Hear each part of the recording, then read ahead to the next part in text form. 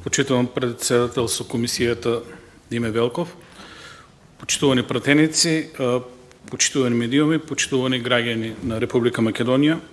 Пред нас е Законот за минерални суровини, односно допуна на Законот за минерални суровини.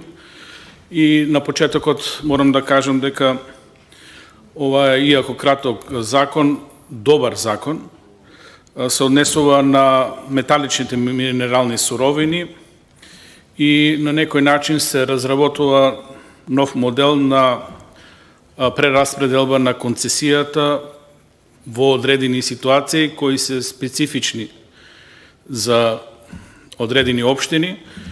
И морам да кажам дека идејата е добра, текстот на законот е добар, затоа што во суштина може да разреши повеќе ситуации кои беа некако оставени во воздухот да лебдат. Една од таквите ситуации е и рудникот Бучин. Предпоставам дека ова многу лесно може да се имплементира и се однесува и за тој рудник, односно се наоѓа решение на кој начин да се надминат проблемите помеѓу општините, рудникот Бучин и самата концесија.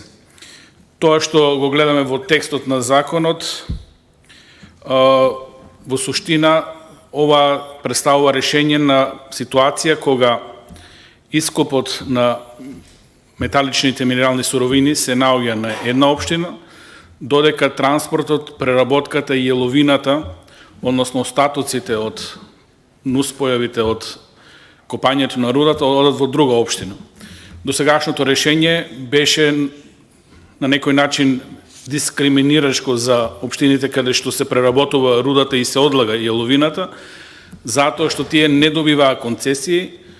Концесијата беше врзана со ископот на рудното тело и таков беше случајот со рудникот Бучин, односно новиот рудник Боров дол, кој се наоѓа на тромеѓието помеѓу општините Радовиш, Конче и Штип, со тоа што Радовиш учествува само со 5% во однос на површината, Конче учествува со 45-6%, остатокот е Штип, и на некој начин Радовиш беше многу дискриминиран од аспект на надомесна концесија, затоа што целиот транспорт, целата преработка на рудата и одлагањето на јеловината, знаеме тоа представува хидројеловина, специфичен нус производ кај рудниците, беше во општина Радовиш и предизвикува одредени нормално влијание на животната средина, а воопшто Радовиш не добиваше концесии за сето тоа. Ова е добро решение, морам да го поздравам решението. Доаѓа во право време на некој начин да се нормализираат работите и сега таа концесија ќе се подели во суштина помеѓу општините каде што се врши ископ и општината каде што се врши одлагање на депонијата. Одма тука на почетокот да кажам, да се расчистат некои дилеми.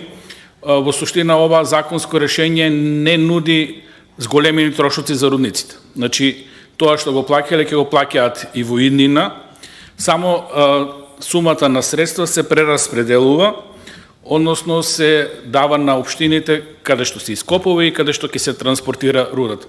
Сметам дека идејата е добра, решението на текстот е добар и за поздравување.